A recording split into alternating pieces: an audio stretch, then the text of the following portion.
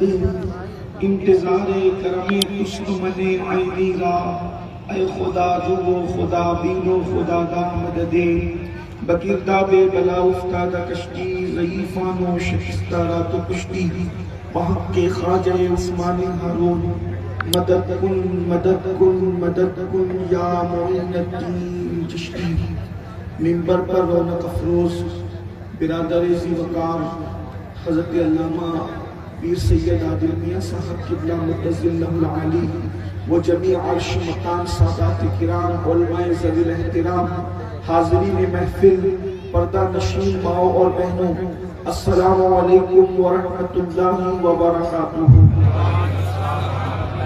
انتہائی احترام و عقیدت کے ساتھ اپنے اور ساری کائنات کے مرکز عقیدت انیس بے کساں چارہ ساز درد مندہ، ہم غریبوں کے غمگسار، ہم فقیروں کی سرور، شہریار کرام ایک جگہ خالی ہونا ہے، تھوڑا پیچھے جائیے، شب اسرا کی دنیا نوشے بزم جنت، دانائے سبل مولائے کل ختم الرسل، خسرو خوباں سیاح نامکا وجہ کل فقہ، در اللہ المکنون سر اللہ المخزون عالم ما کانا وما یکون، آبو کل انبیاء جانو دل اسفیاء، مطلع ہر سعادت مقبع ہر سیادت، خلاصہ کائنات فخر موجودات، حضور احمد مجتبی محمد مصطفیٰ، ارواحنا فدا صلی اللہ تعالی علیہ وآلہ وصحبہ وبارک وسلم کی بارگاہ بے کس پناہ میں جس طریقے سے پڑھا بلند آواز سے میرے ساتھ مل کر پڑھیں، الصلاۃ والسلام علیک یا رسول اللہ، السلام علیکم یا رسول سب مل کر پڑھیں۔ اتنا بڑا مجمع اگر سب پڑھیں گے تو ہزاروں درود ایک ساتھ اپنے آقا کی بارگاہ میں پیش ہو جائیں گے۔ الصلاۃ والسلام علیک یا نبی اللہ، السلام علیکم یا نبی اللہ، الصلاۃ والسلام علیک یا حبیب اللہ، وعلی آلک واصحابک یا نور اللہ، صلی اللہ تعالی علیہ وسلم۔ تیرے پائے کا کوئی ہم نے نہ پایا خواجہ، تیرے پائے کا کوئی ہم نے نہ پایا خواجہ، ہم زمین والوں پہ اللہ کا سایہ خواجہ، مکر شیطان سے مریدوں کو بچا لیتے ہو، مکر شیطان سے مریدوں کو بچا لیتے ہو، اس لیے پیر تمہیں اپنا بنایا خواجہ، اس لیے پیر تمہیں اپنا بنایا خواجہ۔ جوش و مستی میں بہت آئے تھے ایسے لمحے، میں بہت جاتا مگر تم نے بچایا خواجہ، اور سید خستہ کو امید حضوری کب تھی، سید خستہ کو امید حضوری کب تھی، صدقے جاؤں تیرے کیا خوب بلایا خواجہ۔ آج کی یہ محفل سلطان الہند عطائے رسول معین ملت والدین محسن اعظم ہندوستان سیدنا خواجہ غریب نواز رضی اللہ تبارک و تعالیٰ کی یاد میں، اور ساتھ ہی ساتھ ماضی قریب کے ہمارے عظیم بزرگ حضور تاج الشریعہ بدر الطریقہ حضرت علامہ اختر رضا خان صاحب قبلہ ازہری میاں رحمت اللہ تعالی علیہ کی یاد میں انعقاد پذیر ہے۔ اللہ تبارک و تعالی ہر دو بزرگوں کے فیوز و برکات سے ہم سب کو مالا مال فرمائے۔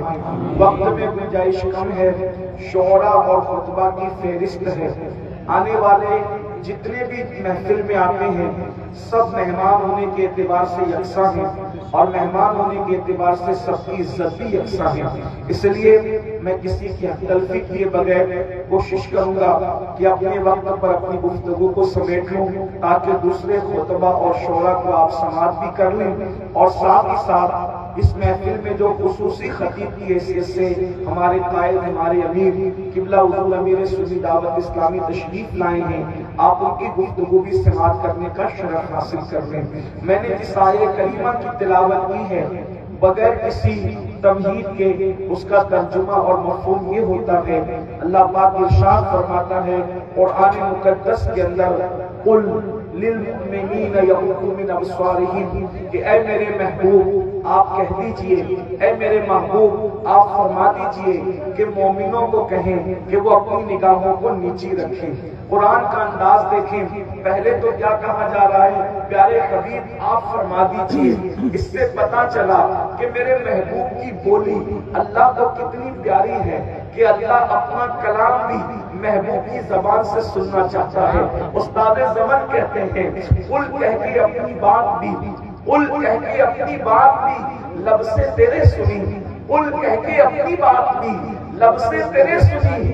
اللہ کو ہے کتنی تیری گفتگو پسند، اللہ کو ہے کتنی تیری گفتگو پسند۔ اندازہ فرمائیں یہ قل میں جو لذت ہے اس لذت کا اندازہ نہیں کر سکتے۔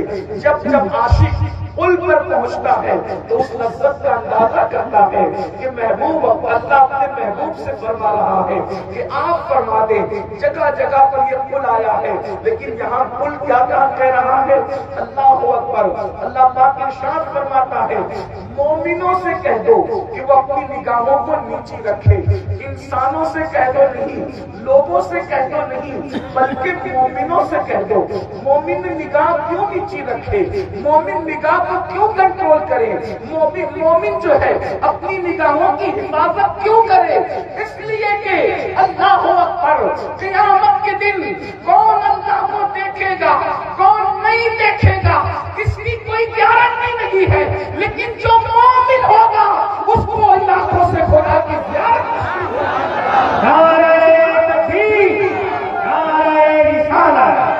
جن آنکھوں سے خدا کا دیدار کرنا ہے ان آنکھوں پر یہاں کنٹرول کرو۔ اللہ اکبر۔ مومنوں کو کہہ دو کہ وہ اپنی نگاہوں کو نیچی رکھے۔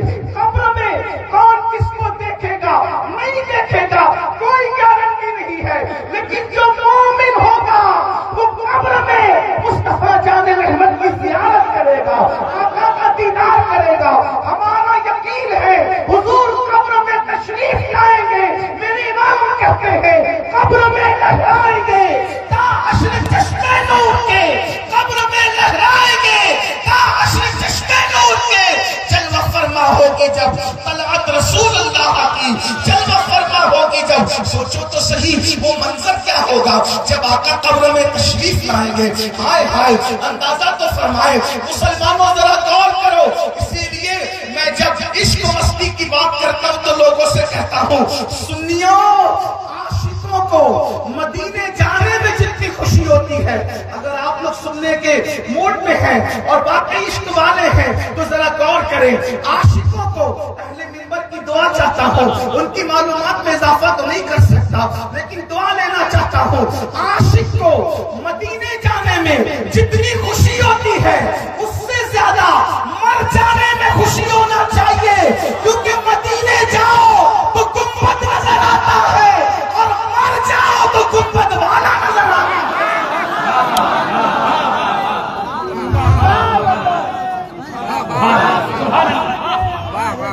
ارے جس تاج الشریعہ کا جشن منا رہے ہو وہ تاج الشریعہ یقین کی بولی یوں بولتے ہیں، آپ کی طلعت کو دیکھا جان دی، آپ کی طلعت کو دیکھا جان دی، اور قبر میں پہنچا تو دیکھا، قبر میں پہنچا تو دیکھا آپ ہے۔ یہ سعادت کس کو نصیب ہے؟ مرتے وقت بھی حضور کو دیکھ رہا ہے۔ میرے امام کہتے جان دے دو وعدے دیدار، جان دے دو وعدے دیدار پر نقد اپنا دام ہو ہی جائے گا۔ اللہ اکبر۔ مرتے وقت بھی مومن حضور کا دیدار کرتا ہے اور قبر میں بھی دیدار کرتا ہے۔ اور ایک بات آپ کو بتاؤں، حالانکہ میرا عنوان یہ نہیں ہے، اللہ اکبر، میرا عنوان تو غریب نواز اور تاج الشریعہ ہے، لیکن سن لیں اللہ اکبر، مومن قبر میں حضور کا دیدار کرے گا، محشر میں بھی حضور ہی کا دیدار کرے گا۔ ارے نادان، حضور کو دیکھ کر جو نیند آئی،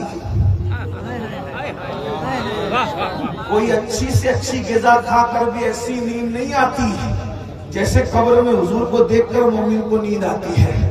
مومن آنکھ بند کرتا ہے اور جب قیامت میں آنکھ کھلے گی تو اس کو ایسا لگے گا جیسے رات کو سویا تھا اور صبح اٹھ گیا۔ میرے کچھ بھائی مجھ سے پوچھتے ہیں کہ یہ بتائیں کہ قبر میں 100 سال 200 سال 500 سال 1000 سال سوئیں گے, سوتے سوتے تھکیں گے نہیں. میں نے کہا تھکنا دوسروں کے لیے ہے. عاشق تو محبوب کو دیکھ کے آنکھ بند کرے گا اور اس کے بعد فرشتے کہیں گے چلو اٹھو. جس کو دیکھ کر سوئے تھے وہ پھر محشر میں جلوگر ہو رہا ہے, اس کو دیکھنے کے لیے پھر چلو.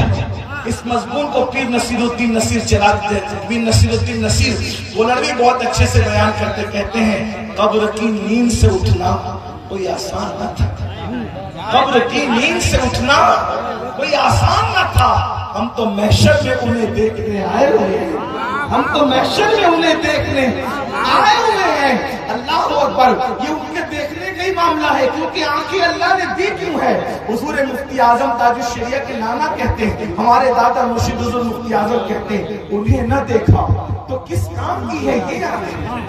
انہیں نہ دیکھا تو کس کام کی ہے یہ آنکھیں, کہ دیکھنے کی ہے ساری بہار آنکھوں میں, کہ دیکھنے کی ہے ساری بہار آنکھوں میں. اور آج کرم یہ مجھ پہ کیا ہے میرے تصور نے, کرم یہ مجھ پہ کیا ہے میرے تصور نے, کہ آج کھینچ لی تصویر یار آنکھوں میں. اور جب تصویر یار آنکھوں میں کھینچ گئی تو کیا ہوگا, یہ دل تڑپ کے کہیں آنکھ میں نہ آ جائے, یہ دل تڑپ کے کہیں آنکھ میں نہ آ جائے کہ پھر رہا ہے کسی کا مزار آنکھوں میں. اور فرشتوں پوچھتے مجھ سے ہو کس کی امت ہو, فرشتے پوچھتے ہو مجھ سے کس کی امت ہو, لو دیکھ لو, لو دیکھ لو, یہ ہے تصویر یار. نعرہ تکبیر, نعرہ رسالت, لو دیکھ لو, یہ ہے تصویر یار آنکھوں میں. اور پیا ہے جام محبت جو آپ نے نوری, ہمیشہ اس کا رہے گا خمار آنکھوں میں. اور نظر میں کیسے سمائیں گے پھول جنت کے, کہ بس چکے ہیں مدینے کے خار آنکھوں میں. یہ مومن کی آنکھیں ہیں, اسی لیے مومن کو کہا جا رہا ہے قبر میں حضور کو دیکھنا, مرتے وقت حضور کو دیکھنا, میدان محشر میں حضور کو دیکھنا, قیامت کے دن اللہ کا دیدار کرنا. اس لیے ان آنکھوں کی حفاظت کرو, ان آنکھوں کو کنٹرول کرو, ان آنکھوں کو جو ہے وہ نیچی رکھو. لیکن مسلمانوں, مومنوں, مجھے بتاؤ, یہاں سے لے کے وہاں تک ہزاروں مومنین اور مومنات کا مجمع ہے. آج سب سے زیادہ اگر ہم گناہ کر رہے ہیں تو آنکھوں سے گناہ کر رہے ہیں. گناہوں پر اللہ اکبر کنٹرول نہیں. اللہ اللہ. مجھے بتاؤ, عاشق تو بڑا غیرت مند ہوتا ہے, عاشق تو بڑا غیرت مند ہوتا ہے, وہ محبوب کے سوا کسی کو دیکھنا ہی نہیں چاہتا. ہم کتنے بے غیرت ہو گئے, کتنے بے شرم ہو گئے. اللہ اکبر. اپنے محبوب کا خیال ہی نہ رہا. اللہ اللہ. ایک مرتبہ ایک عورت آئی سید الطائفہ حضرت جنید بغدادی کی بارگاہ میں. اللہ اللہ. ہنسنا نہیں, مسکرانا نہیں, بلکہ توجہ سے اس کو سننا, ہنس کر کے بات کو ٹال نہ دینا. سید الطائفہ جنید بغدادی کی بارگاہ میں ایک خاتون آتی ہے, آ کر کے کہتی ہے مرشد میرا شوہر دوسری شادی کرنا چاہتا ہے, آپ کیا فرماتے ہیں. اب وہ اس دور کے عالم بھی تھے, صوفی بھی تھے, سچا فتویٰ دیا. عورت کو دیکھ کر کے جواب نہیں بدلا, اس لیے کہ عورتوں کے سامنے دوسری شادی کی بات کرو تو کتنے سے بڑا بھی پیر ہو, عورتیں اس سے ناراض ہو جاتی ہیں. لیکن وہ عورت آئی اور آ کر کہتی حضرت میرا شوہر دوسری شادی کرنا چاہتا ہے. آپ نے فرمایا بیٹی کوئی بات نہیں, شریعت نے تو اجازت دی ہے, دوسری شادی کی تو کرتا ہے تو کر لینے دے. اس نے کہا حضور اگر شریعت اجازت دیتی, اب ذرا جملے پہ غور کرنا, اگر شریعت اجازت دیتی تو میں اپنے چہرے کا نقاب ہٹا کر آپ کے سامنے بے پردہ ہوتی اور آپ کو بتاتی کہ اتنی خوبصورت بیوی جس کے پاس موجود ہو, اتنا خوبصورت محبوب جس کے پاس موجود ہو, وہ دوسری کی طرف توجہ کرے, اس سے بڑھ کر جفاکار کون, اس سے بڑھ کر بے وفا کون.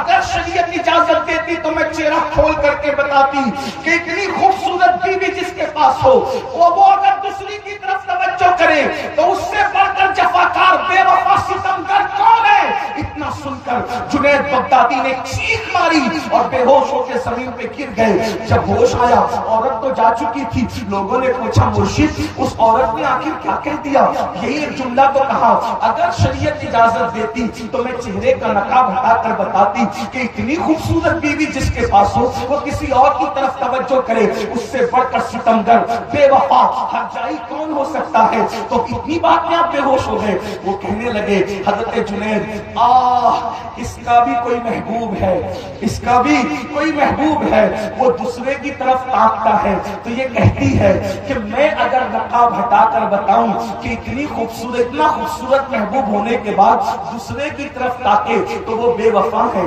وہ غدار ہے، وہ جفاکار ہے، وہ ستمگر ہے، وہ ہرجائی ہے. یہی کہا نا اس نے، ارے نادان، اس سے زیادہ اس کا حسن کیا حیثیت رکھتا ہے؟ اس سے زیادہ حسن والا تو میرا محبوب ہے، اس سے زیادہ تو حسن والا میرا محبوب ہے. ارے یہ اگر منہ صاف نہ کرے تو منہ سے بدبو آئے، نہ نہائے تو اس کے بالوں سے بدبو آئے، اگر نہ نہائے تو جسم سے پسینے کی بدبو آئے، مر جائے تو سڑے گی گلے گی، لیکن میرا محبوب تو وہ ہے اگر نہ نہائے تو پسینے سے ان کے کبھی بدبو نہیں آئی، وہ تو خوشبو ہی خوشبو رہی. اللہ اکبر، ایسی خوشبو والا میرا محبوب تھا کہ اگر دلہن کو ان کا پسینہ مل جاتا تھا، دلہن کو ان کا پسینہ مل جاتا تھا تو دلہن مہکتی تھی. اللہ اکبر، دلہن کیا اس کی نسلیں مہکتی تھی. اسی لیے میرے امام کہتے ہیں واللہ جو مل جائے میرے گل کا پسینہ، علم دانوں کی توجہ،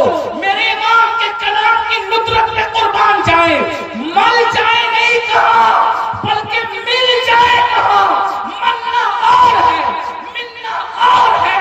عطر ملنے پر خوشبو نہیں آتی، عطر ملنے پہ خوشبو آتی ہے، لیکن یہ پسینہ مصطفیٰ ہے. اگر صرف مل جائے، واللہ جو مل جائے میرے گل کا پسینہ، مانگے نہ کبھی عطر، نہ پھر جائے دلہن پھول.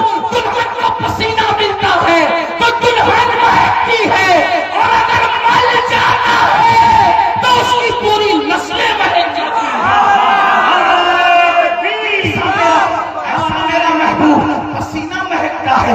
زلفوں سے جو پانی کے بلکہ تیل کے قطرے ٹپکتے ہیں، وہ قطرے نہیں، ایسا لگتا ہے جیسے ستارے ٹپک رہے ہیں. کہتے ہیں تیل کی بوند ٹپکتی نہیں بالوں سے رضا، تیل کی بوند ٹپکتی نہیں بالوں سے رضا. صبح عارض پہ لٹاتے ہیں ستارے جیسے. وہ کیسا خوبصورت محبوب ہے. وہ چلتا ہے تو زمین پہ سایہ نہیں پڑتا، وہ چلتا ہے تو بدن پہ مکھی نہیں بیٹھتی، وہ چلتا ہے تو سر پر بادل سایہ کرتا ہے، وہ مسکراتا ہے تو بالنجم کی آیت کا نزول ہوتا ہے. چہرے پہ زلفیں لہرا کر آ جاتی ہے تو قرآن اس کو واللیل کی تشبیہ دیتا ہے. اگر سر سے بال سور کر کے سر کے اوپر آ جاتے ہیں تو قرآن اس کو والضحیٰ کہتا ہے. اس پہ مان نکلتی ہے تو مطمئن فجر حق کی تفسیر بن جاتی ہے. اللہ اکبر، اس کا چہرہ بے مثال، اس کی آنکھیں بے مثال، اس کے لب بے مثال. اگر میرے امام کے عشق و محبت کے لب و لہجے میں کہوں کہ لب کیا تھے تو امام کہتے ہیں پتلی پتلی گلیں، قدس کی پتیاں، ان لبوں کی نزاکت پہ لاکھوں سلام. پاک جسم تو اٹھا غنی کر دیا موجے بیر سماحت میں لاکھوں سلام. اللہ اکبر، جس کی تسکی سے روتے ہوئے ہنس پڑے اس تبسم کی عادت پہ لاکھوں سلام. وہ دہن جس کی ہر بات بڑھیے خدا، چشمہ علم و حکمت پہ لاکھوں سلام. اللہ اللہ، ان کا چہرہ بے مثال. بلکہ اگر حسن بیان کرے تو اتنے پہ بس کر دیتا ہوں. وہ کمال حسن حضور ہے، وہ کمال حسن حضور ہے کہ تمہارے نقص جہاں نہیں. یہی دھول ہار سے دور ہے، یہی شمع ہے کہ دھواں نہیں. میں مثال تیرے کلام پر ملی یوں تو کس کو زبان نہیں. وہ سخن ہے جس میں سخن نہ ہو، وہ بیان ہے جس کا بیان نہیں. وہ عرب کے بڑے بڑے تیری آگے یوں ہے دبے نچے، کوئی جانے وہ میں زبا نہیں بلکہ جس کو میں جا رہی کروں تیرے نام پہ جان فدا. نہ بس ایک جان کو جہاں فدا، تو جہاں سے بھی نہیں جی بھرا، کروں کیا کروڑوں جہاں نہیں. جنید بغدادی کہتے ہیں یہ فانی حسن والی کہتی ہے میرے جیسا محبوب جس کے پاس ہو وہ دوسرے کو تکے تو بے وفا ہے، لیکن میرا محبوب تو بے مثال ہے. انبیاء کا امام ہے، اللہ کا بھی محبوب ہے، مخلوق نہیں خالق کا بھی محبوب ہے. ان کے ہوتے ہوئے اگر میں کسی اور کو تکوں تو مجھ سے بڑا بے وفا کون کہہ رہے؟ جنید بغدادی. اے عاشقان رسول، ذرا ہاتھ اٹھا کر ایمانداری سے کہنا منبر والوں سے بھی کہتا ہوں، آپ سے بھی کہتا ہوں، منبر والے تکلیف معاف کرے لیکن ہاتھ اگر اٹھانا چاہیں تو اٹھائیں. بتاؤ پورے مجمع میں کون کون عاشق رسول ہے؟ ذرا ہاتھ اٹھا کر کے بتاؤ. میں بھی اس کی شہادت دیتا ہوں اپنے لیے اور دعا کرتا ہوں کہ عاشق ہوں، اللہ کرے عاشق بن جاؤں. ایسا گما دے ان کی ولا میں خدا ہمیں ڈھونڈا کریں پر اپنی خبر کو خبر نہ ہو. بولو عاشق ہے سب لوگ الحمدللہ، بولو الحمدللہ. آپ سے پوچھتا ہوں، وہ عورت کہہ رہی ہے مجھ جیسا محبوب جس کے پاس ہو وہ کسی اور کو تکے تو بے وفا کون، ستمگار کون، بدماش کون؟ اندازہ فرمائے. اور ہمارے پاس کیسا محبوب ہے، کیسا محبوب ہے، کیسا آمنہ کا لال، اللہ رب العزت کا پیارا، اللہ رب العزت جسے لامکاں پہ بلا کر اپنا دیدار کرائے. اب سنیوں کے اتنے بڑے مجمع میں پوچھتا ہوں، بتاؤ محبوب ہوتے ہوئے کسی اور کا چہرہ تکنا بے وفائی ہے؟ جملے پہ توجہ چاہتا ہوں، غور کرنا. یہ کوئی تقریر نہیں ہو رہی ہے، صرف اپنے دل کا درد اپنی قوم کے جوانوں تک، ماں اور بہنوں تک پہنچانا چاہتا ہوں. توجہ سے سننا، غور سے سننا. اگر اب محبوب کا سچا وفادار ہے تو دوسرے کو تکتا نہیں، دوسرے کا چہرہ نہیں تکتا.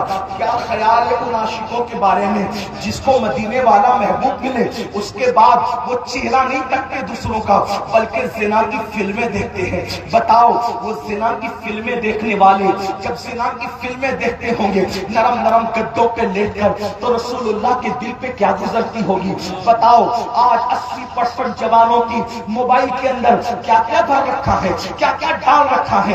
عورتوں کو پاپ کی نظر سے تکتے ہو، گندی فلمیں دیکھتے ہو، اللہ اکبر، اور پھر اس کے بعد اپنے آپ کو عاشق رسول کہتے ہو. سید الطائفہ حضرت جنید بغدادی فرماتی ہیں ہو سکے تو عورتوں کے سوکھتے ہوئے کپڑوں کو دیکھنے سے بھی بچا کرو کیونکہ یہ تقوی سے قریب ہے. عورتوں کے صرف کپڑے دیکھنے سے بھی انسان کے دل میں زنا کے خیالات جنم لیتے ہیں، بدی کے خیالات جنم لیتے ہیں. فرماتے ہیں اگر تو بکری اور گائے کا دودھ دونے کی تیری ذمہ داری نہیں ہے تو تقوی کے قریب ہے کہ تو بکری کا تھن دیکھنے سے بھی بچا کر، تو بکری کا تھن دیکھنے سے بچا کر. یہ تقوی سے قریب ہے. سیدنا داؤد آئی، اللہ اکبر، ایک مرتبہ لوگوں نے کہا اے داؤد تمہارے گھر میں چھت نہیں ہے. فرمایا واللہ میں 40 سال سے رہتا ہوں لیکن مجھے پتہ ہی نہیں کہ میرے گھر میں چھت نہیں ہے. آج کے لوگ اس کا مذاق اڑائیں گے یہ کیسے ہو سکتا ہے. ہم نے کہا عاشق بن کے دیکھ سب ہو سکتا ہے.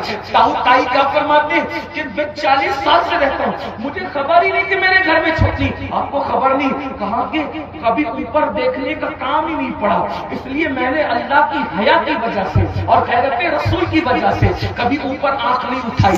غریب نواز جس کا جشن منانے کے لیے آئے ہو 40 سال تک آپ نے کبھی آسمان کی طرف نظر نہیں اٹھائی، وہ آسمان کو نہ دیکھے، وہ گھروں کی چھت کو نہ دیکھے. اور آج میرا مسلم جوان اللہ اکبر فلموں کے نام پر، سیریلوں کے نام پر زنا دیکھ رہا ہے، اللہ اکبر عورتوں کو ننگی دیکھ رہا ہے. وہی فلمیں زیادہ ہٹ ہوتی ہے جس میں عریانیت اور ننگا پن ہوتا ہے. اسی سے زنا پھیل رہا ہے، اسی سے بدکاریاں پھیل رہی ہیں، اسی سے نوجوان تباہ ہو رہے ہیں. 16 17 سال کی عمر کے لڑکے اور لڑکیاں وہ سب کچھ کر جا رہے ہیں جس کا 35 سال کی عمر میں پہنچ کر کے بھی تصور نہ تھا. کل جب زنا کی بات ہوتی تھی تو مومن مجمع میں کانپنے لگتے تھے اور آج جب زنا کی مذمت بیان ہوتی ہے، بدکاری بیان ہوتی ہے تو لوگ منہ کے منہ میں ہنستے ہیں. مولانا کتنی پرانی بات کر رہے ہیں. استغفر اللہ. یاد رکھنا اور اچھی طرح یاد رکھنا جو مذہب نگاہوں پہ کنٹرول کا حکم دیتا ہے آج اس قوم کا کیا حال ہو گیا. اقبال نے 1 صدی پہلے رونا رویا تھا. نگاہ دین و دانش متاع دین و دانش لٹ گئی اللہ والوں کی، متاع دین و دانش لٹ گئی اللہ والوں کی. یہ کس کافر ادا کا غمزہ خوریز ہے ساقی. آج لوگ کہتے ہیں ہم مر رہے ہیں، ہمیں مارا جا رہا ہے، ہمیں کاٹا جا رہا ہے، ہم پٹ رہے ہیں، ہم لٹ رہے ہیں، ہم تباہ ہو رہے ہیں، ہم برباد ہو رہے ہیں. سن لو مسلمانوں، کل تک تمہاری نگاہوں میں تقدس تھا، نگاہوں میں پارسائی تھی، اس لیے کسی ماں نے ایسا بیٹا نہیں پیدا کیا تھا جو تمہیں لوٹتا مارتا پیٹتا. آج جانوروں سے بھی زیادہ بدترین آپ کی حیثیت ہو گئی ہے. وجہ کل اللہ کے خوف سے رو کر راتوں کو گزارتے تھے، آج زنا کی فلمیں دیکھ. کون کیا دیکھتا ہے مجھے کوئی صاحب کشف آدمی نہیں، لیکن مجمع میں ہر آدمی اپنے آپ میں ڈوب کر سوچے میں کیا کروں۔ نمازوں پر اتنی تقریریں ہوتی ہیں، ہر آدمی سوچتا ہے کہ میں کل سے نماز پڑھوں گا، مسجد جانے کی توفیق کیوں نہیں ہوتی؟ حضرت جنید بغدادی فرماتے ہیں زانی کی آنکھوں میں جھانک لو تو نماز سے لذت چھین لی جاتی ہے، جو صرف زانی کی آنکھ کو دیکھے تو نماز کی لذت چلی جاتی ہے، جو زنا ہوتے ہوئے اسکرین پر دیکھے گا اس کو نماز کی توفیق کب ہوگی؟ قدرت ہمارے سجدوں کی محتاج نہیں ہے، وہ بے نیاز ہے، بے نیاز۔ جب اللہ کسی سے ناراض ہوتا ہے تو لقمہ نہیں چھینتا، جب اللہ کسی سے ناراض ہوتا ہے تو اس سے نیکیوں کی توفیق چھین لیتا ہے۔ جلسے میں 3 گھنٹے بیٹھنے کی طاقت ہے، فجر کی نماز میں 3 منٹ کی طاقت کیوں نہیں؟ کہیں ایسا تو نہیں کہ قدرت ہم سے ناراض ہوگی؟ بتاؤ کتنے لوگ عشاء پڑھ کے آئے ہیں اور کتنے لوگ جا کے فجر پڑھیں گے؟ جس قوم کی صورتحال بھی ہو اس قوم کو بربادی سے کون بچا سکتا ہے؟ اس قوم کو تباہی سے کون بچا سکتا ہے؟ لیکن میں نے پہلے کہا تھا میں لمبی نہیں کروں گا چونکہ میرے بعد اور مہمانوں کو سننا ہے۔ ایک بات بس کر کے بات ختم کرتا ہوں۔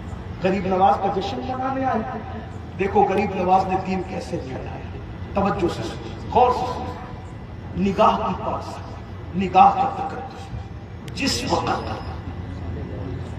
ہندوستان کا ایک بادشاہ، اب آپ اس کو سن لیں بات پوری ہوتی ہے، ہندوستان کا بادشاہ، اس کو لگا کہ دن بدن اس فقیر سے لوگ جڑتے جا رہے ہیں، اس کے دیوانے بنتے جا رہے ہیں۔ مورخوں نے لکھا ہے کہ غریب نواز نے 90 لاکھ کو کلمہ پڑھا ہے، 90 لاکھ۔ ہم 9 لوگوں کو بھی نمازی نہ بنا سکے، ہم 9 لوگوں کو بھی نمازی نہ بنا سکے۔ ایک بات آپ کو بتاؤں، کسی پیر کی بے عزتی نہیں کر رہا ہوں، جنرل بات کر رہا ہوں، کوئی اپنے اوپر مت لینا۔ لوگ اپنا مرید سدھار نہیں پاتے، اتنی محنتوں کے بعد 90 لاکھ دوسروں کو نکال کر رسول اللہ کی غلامی میں دے دینا کتنی محنت، کتنی بڑی بات ہے۔ لیکن یہ 90 لاکھ کو جو ایمان ملا، اس محنت کو سمجھو۔ غریب نواز 30 سال سے زیادہ ایک درخت کے نیچے انا ساگر کے کنارے رہے، جب تک جے پال جوگی کو ایمان نہیں ملا تب تک اجمیر شریف میں غریب نواز کو کوئی جھوپڑا، کوئی جھوپڑی، کوئی گھر کچھ بھی نہیں تھا۔ یہ جو آج غریب نواز سرکار کا مزار ہے، یہ عبداللہ بیابانی نے غریب نواز کو وقف کیا تھا، بس وہی ہے۔ آپ نے کچھ خریدا نہیں اور کسی سے کچھ قبول بھی نہیں کیا، وہ مرید کے خلیفہ تھے، ان سے قبول کیا، وہی رہتے تھے۔ اس سے پہلے 30 سال سے زیادہ عرصہ غریب نواز ایک درخت کے نیچے رہے۔ آپ سے پوچھتا ہوں 30 سالوں میں کیا راجستھان میں گرمی نہیں آئی ہوگی؟ جو راجستھان آتے جاتے ہیں ان سے پوچھو راجستھان کی گرمی کتنی جان لیوا ہوتی ہے، کتنی جان لیوا گرمی ہوتی ہے۔ کیا وہ 30 سالوں میں بارش نہیں ہوئی ہوگی؟ اس 30 سالوں کے اندر سردی کا موسم نہیں آیا ہوگا، لیکن وہ مرد کلندر اللہ کا بندہ ایک درخت کے نیچے سردی گرمی برسات سہتا رہا۔ سوچو، اپنے بزرگوں کی محنت کا اندازہ کرو۔ ہم تو یہی سمجھ رہے ہیں انا ساگر کہ گھاگر میں ساگر آ گیا اور سب نے کلمہ پڑھ لیا۔ گھاگر کے اندر ساگر کا آنا ہم مانتے ہیں، لیکن اس سے بڑی چیز غریب نواز کی محنت ہے۔ وہ محنت بھول گئے، ایک ہی کرتے پر پوری زندگی گزارتی۔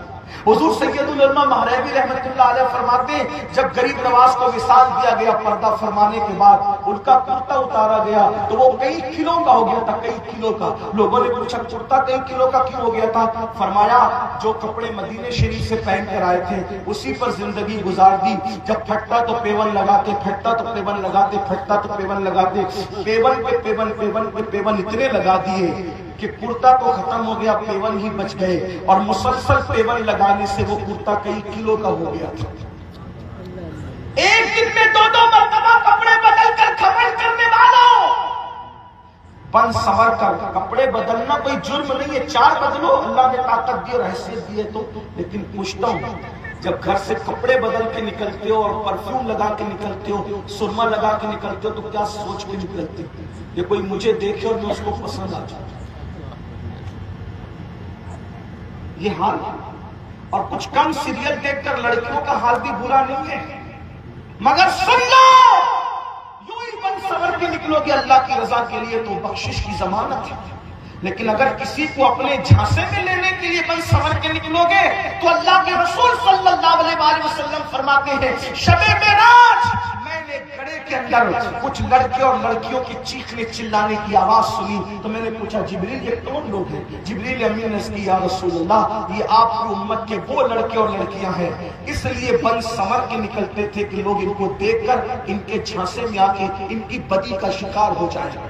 آج اللہ کی طرف سے ان کو آگ کی قینچی سے ان کی چمڑیوں کو کاٹا جا رہا ہے. بننے سورنے میں اسلام منع نہیں کرتا، زینت سے اسلام منع نہیں کرتا. یہ دیکھو علماء کرام کتنے اچھے اچھے کپڑے پہن کر ماشاءاللہ، کیونکہ یہ بھی سنت ہے. ایک بار کسی نے پوچھا یا رسول اللہ کوئی اچھے کپڑے پہنتا ہے اچھا کھاتا ہے تو کیا وہ مغرور ہے؟ آقا نے فرمایا نہیں، اگر اللہ نے اس کو نعمت دی ہے تو وہ نعمت نظر آنی چاہیے. حضور علیہ السلام نے پیون والا لباس بھی پہنا، لیکن جب مدینہ منورہ میں مغرور سردار لوگ آتے تھے حضور کو نیچا دکھانے کے لیے کہ چلو چل کر کے قیمتی زر و برق کپڑے پہن کر جائیں گے اور محمد کے سامنے رعب جھاڑیں گے، تو آقا ان کے آنے سے پہلے ان سے زیادہ قیمتی جبے پہن کر بیٹھا کرتے تھے. ان کے پاس تو صرف جبہ ہوتا، یہاں تو جبہ بھی بے مثال تھا، جبے والا بھی بے مثال تھا. لوگ آتے اور قدموں میں سر رکھ کے کہتے جس کا ظاہر بھی بے مثال ہے اس کا باطن بھی بے مثال ہے، جس کا لباس بھی بے مثال ہے اس کا حسن بھی بے مثال ہے. میں علماء کی عدالت میں جملہ رکھتا ہوں انشاءاللہ دعا دیں گے. یار 1400 سال ہو گئے اب تک رسول اللہ کے جبے موجود ہیں تو اس میں روحانیت تو اپنی جگہ ہے، لیکن کوئی کپڑا 100 سال تک ایسی پڑا رہے تو وہ گل جاتا ہے. حضور کا جبہ اب بھی موجود ہے، اس کا مطلب کتنا قیمتی کپڑا ہوگا کہ 14 صدیاں گزرنے کے بعد اب بھی جیسا کہ ویسا ہے. ایک طرف تو یہ بھی ہے نا، مجھ سے کسی نے کہا وہ فلاں ملک کا وزیر روزانہ نئے کپڑے پہنتا ہے. میں نے کہا بیت المال کی بھیک پر اگر کوئی نیا پہنے تو وہ مجھے کیا متاثر کر سکتا ہے؟ 900 سال پہلے میرے مرشد غوث اعظم نے روزانہ نیا پہنا، خود کما کے پہنا اور اتنا مہنگا پہنا کہ وقت کے بادشاہ کو بھی اتنا نیا لباس میسر ہے.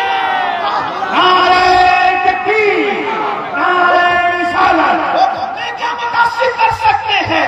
اور پھر بیت المال کی چوری کا پہننے والے دوسرے دن کپڑے کہاں جاتے ہمیں نہیں معلوم، مگر یہ غوث اعظم کی شان ہے.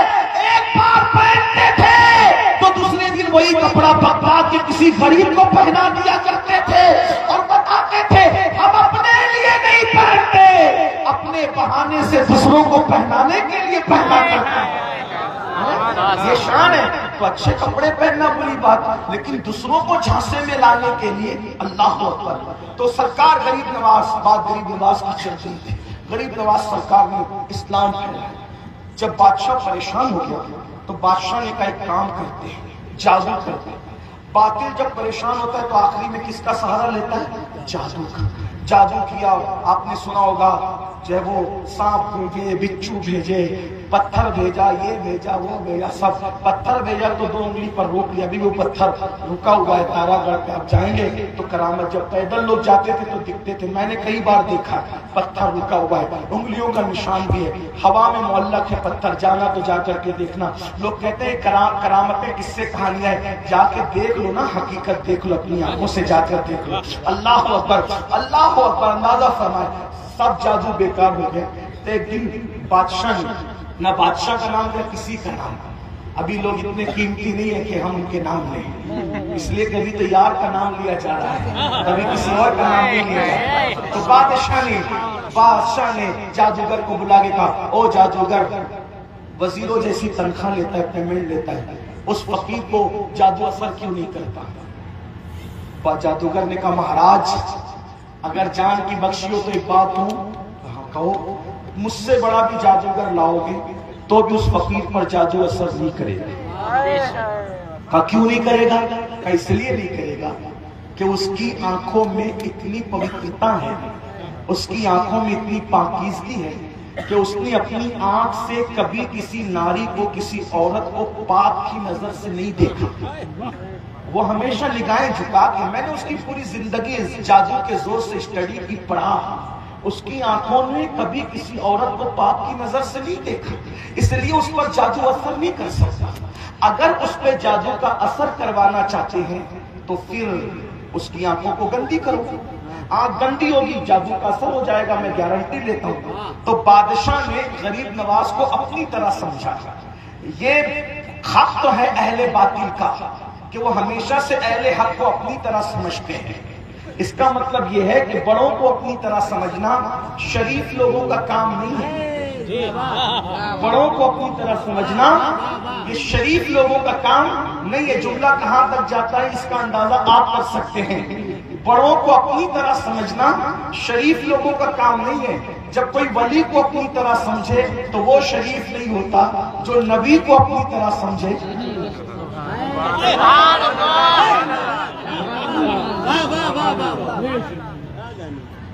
شرافت کا معیار یہ ہے کہ لوگ تو باپ کو بھی اپنی طرح نہیں سمجھتے، یہ شرافت ہے۔ ایک منٹ پہلے اگر ایک منٹ پہلے جڑوا بھائی پیدا ہوا، ایک منٹ بعد دوسرا جڑوا بھائی پیدا ہوا، تو صوفیہ فرماتے ہیں جو ایک منٹ پہلے پیدا ہوا جڑوا بھائی، ایک منٹ پہلے پیدا ہونے کی وجہ سے وہ بڑا بھائی ہو گیا اور اس کا احترام لازم ہو گیا۔ جو ایک منٹ پہلے پیدا ہو اس کا احترام مذہب میں یوں لازم ہوتا ہے، اللہ اکبر، وہ بھائی بن کے پیدا ہو تو احترام لازم ہوتا ہے۔ جو اللہ کا محبوب بن کے پیدا ہے اس کے احترام پہ لوگ کیوں سوالیہ نشان کھڑے کرتے ہیں؟ تو میں لوگوں کو یہی کہتا ہوں، دراصل بات شرافت کی ہے۔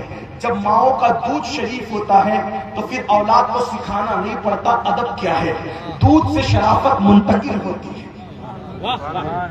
اگر لوگوں کو ادب رسول عام کرنا ہے تو ماں کے دودھ میں شرافت پیدا کرو، انشاءاللہ ادب خود بخود عام ہوگا۔ اور اگر ماں کا دودھ شریف نہیں ہے تو کتنے بھی بڑے کالج سے پڑھ لے، یونیورسٹی سے پڑھ لے، حتیٰ کہ دارالعلوم سے پڑھ لے، اس کے اندر شرافت آ نہیں سکتی۔ کیوں؟ اس لیے کہ شرافت خون میں اور دودھ میں ہوتی ہے۔ یہ ایک الگ سا عنوان ہے۔